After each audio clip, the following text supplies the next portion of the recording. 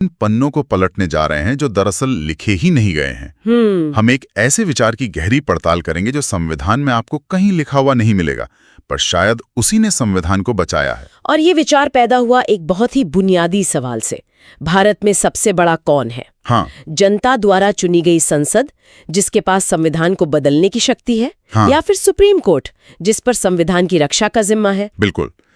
ये कहानी इन्हीं दो ताकतों, संसद और सुप्रीम कोर्ट के बीच दशकों तक चले एक पावर गेम की है। इस कहानी में राजनीतिक दांव पेंच है, ऐतिहासिक अदालती लड़ाइयां हैं, और एक ऐसा सिद्धांत है जिसने तय किया कि भारत के लोकतंत्र की आत्मा क्या है। हमारे पास जो स्रोत हैं उनके आधार पर आज हम समझेंगे कि संविधान के मूल ढांचे या बेसिक स्ट्रक्चर का ये सिद्धांत कहाँ से आया, कैसे ये एक चिंगारी से मशाल बना और आज भारत के लिए इसके क्या मायने हैं।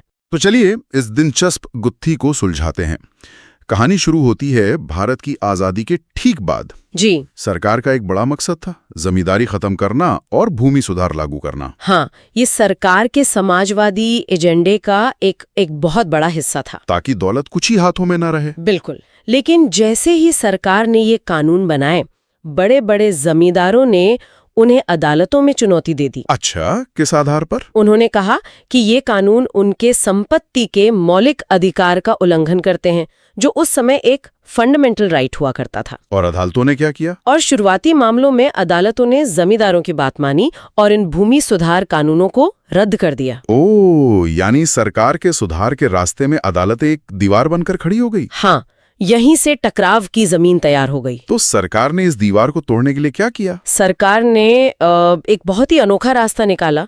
1951 में संसद ने पहला संविधान संशोधन पास किया। पहला ही संशोधन? हाँ, पहला ही। और उसके साथ संविधान में 9वीं अनुसूची यानी 9th शेड्यूल को जोड़ा। 9वीं अनुसूची, ये क्या चीज थी? इसे आप एक तरह की कानूनी तिजोरी समझिए। कानूनी तिजोरी? हाँ, सरकार जो भी कानून इस तिजोरी में डाल देती थी, उस पर अदालत के जज, आप कह सकते हैं, ताला नहीं खोल सकते थे। मतलब उसकी न्यायिक समीक्षा नहीं हो सकती थी, भले ही वो कानून मौलिक अधिकारों का हनन ही क्यों न कर रहा हो। बिल्कुल। वाह, मतलब न्यायिक समीक्षा से बचने का एक वीआईपी रास्ता बना लिया गया। ये तो बहुत बड़ा कदम था। बहुत बड़ा। और जब इस कदम को शंकरी प्रसाद और फिर सज्जन सिंह मामलों में चुनौती दी गई, तो सुप्रीम कोर्ट ने भी संसद का ही साथ दिया। अच्छा जी, कोर्ट ने माना कि संसद के पास संविधान के किसी भी हिस्से में, यहां तक कि मौलिक अधिकारों में भी संशोधन करने की असीमित शक्ति है। तो शुरुआती दौर में तो पल्ला पूरी तरह संसद के पक्ष में झुका हुआ था। हाँ, लेकिन सज्जन सिंह मामले में दो जजों ने एक चिंता भरी टिप्पणी की। उन्होंने सवाल उठाया कि अगर संसद की शक्ति असीमित है, तो क्या हमारे मौलिक अधिकार बस संसद में बैठी बहुमत वाली पार्टी का एक खिलौना बनकर रह जाएंगे? और ये एक तरह से आने वाले तूफान की आहट थी। बिल्कुल। और ये तूफान आया 1967 में, गोलकनाथ मामले के साथ। यहाँ आकर सुप्रीम कोर्ट ने पासा ही पलट दिया। बिल्कुल, 11 जजों की बेंच ने 6-5 के मामूली बहुमत से अपने ही पिछले फैसलों को पलट दिया। सिर्फ एक जज के बहुमत से? जी, सिर्फ एक। ये भारतीय कानून के इतिहास में एक जबरदस्त मोड़ था। कोर्ट ने ऐसा क्या कहा जो उसने पहले कभी नहीं कहा था? कोर्ट ने संविधान के अनुच्छेद 368 की एक पूरी तरह से नई व्याख्या की। ओके।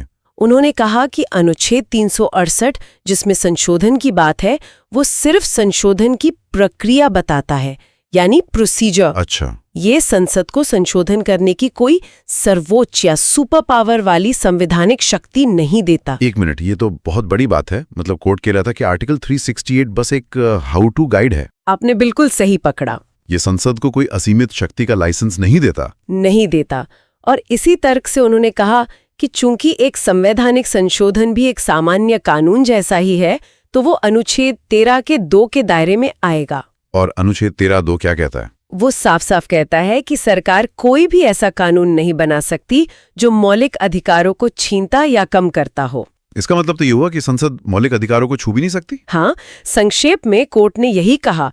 उन्होंने मौलिक अधिकारों को इतना पवित्र और स्थायी मान लिया कि उन्हें बदलने के लिए संसद में सर्वसम्मति भी काफी नहीं होगी। दिलचस्प। वैसे एक और दिलचस्प बात यह है कि याचिकाकर्ताओं के वकीलों ने बहस में पहली बार मूल ढांचा शब्द का इस्तेमाल यहीं किया था, लेकिन कोर्ट ने इसे अपने फैसले में शामिल नहीं किया। अच्छा, तो ये शब्द तब हवा में आ चुका था। जी। जाहिर है ये फैसला सरकार के गले नहीं उतरा होगा, खासकर इंदिरा गांधी की सरकार। हाँ, जो उस वक्त बैंकों के राष्ट्रीयकरण और राजघरानों को मिलने वाले भत्ते यानी प्रिवी पर्स को खत्म करने जैसे बड़े समाजवादी सुधारों को आगे बढ़ा रही थी। और जब सुप्रीम कोर्ट ने इन कदमों पर भी रोक लगा दी तो टकराव अपने चरम पर पहुंच गया। संसद और न्यायपालिका आमने सामने आ गए। ये तो बहुत बड़ा मुद्दा बन गया होगा। इतना बड़ा कि 1971 का चुनाव इसी पर लड़ा गया। कांग्रेस पार्टी संविधान बदलो गरीबी हटाओ जैसे नारों के साथ मैदान में उतरी। और नतीजा ये हुआ कि कांग्रेस को 2/3 से भी ज्यादा बहुमत मिला। एक तरह से सरकार को इन बदलावों के लिए जनता का भारी जनादेश मिल गया था। तो इस भारी जनादेश के बाद संसद ने अपनी ताकत का इस्तेमाल कैसे किया? ये तो सीधी सीधी न्यायपालिका को चुनौती थी। संसद ने एक के बाद एक कई संशोधन पारित किए। 24वां, 25वां, 26वां, एक साथ इतने सारे? हाँ, और इन सभी का एक ही मकसद था, गोलकनाथ फैसले को पूरी तरह बेअसर कर देना। कैसे?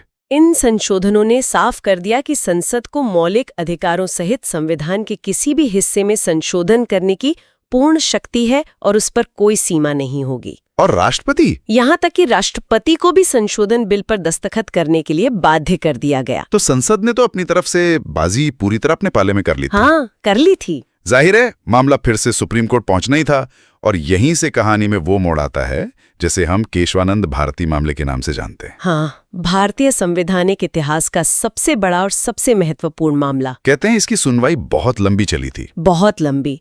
इसकी सुनवाई के लिए 13 जजों की अब तक की सबसे बड़ी बेंच बैठी। 68 दिनों तक बहस चली।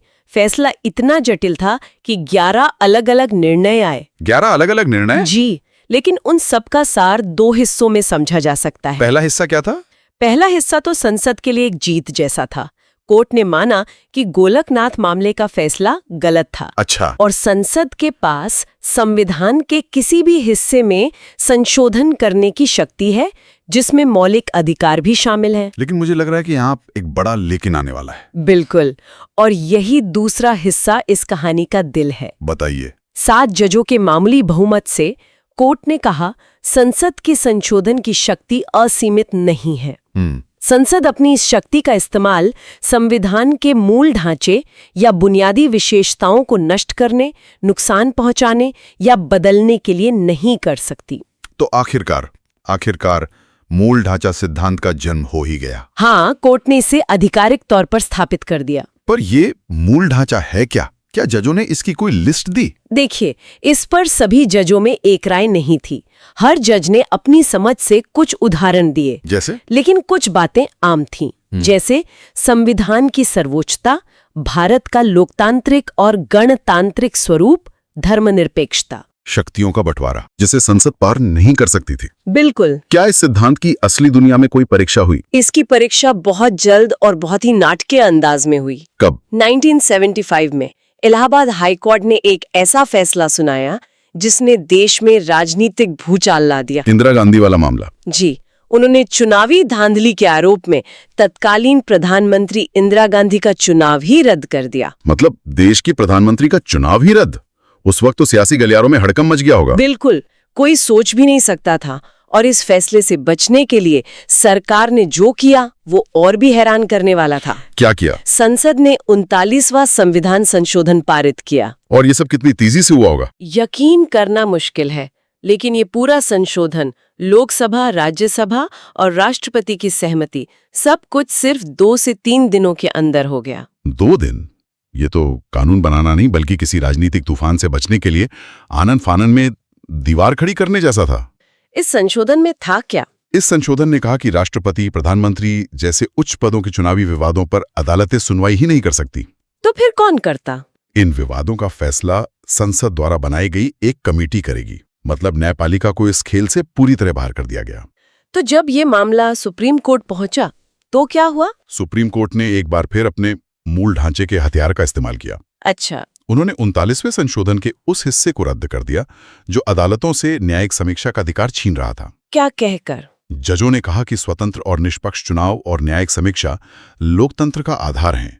ये संविधान की बुनियादी विशेषताएं हैं, संसद इन्हें छीन नहीं सकती। तो ये इस सिद्धांत की पहली और बहुत बड़ी जीत थी। हाँ, बहुत बड़ी जीत। लेकिन कहानी यहां खत्म नहीं हुई।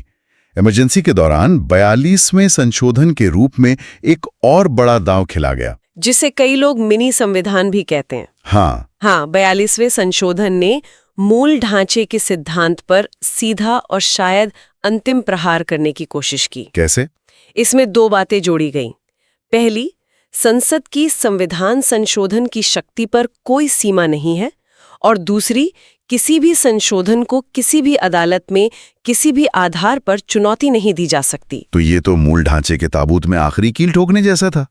क्या संसद आखिरकार इस पावर गेम में जीत गई? नहीं, ये इस सिद्धांत की सबसे बड़ी और निर्णायक जीत साबित हुई। मिनर्वा मिल्स मामले में? जी, 1980 के मिनर्वा मिल्स मामले में सुप्रीम कोर्ट ने 42वें संशोधन के इन दोनों प्रावधानों को असंवैधानिक घोषित कर दिया। इस बार कोर्ट का तर्क क्या था?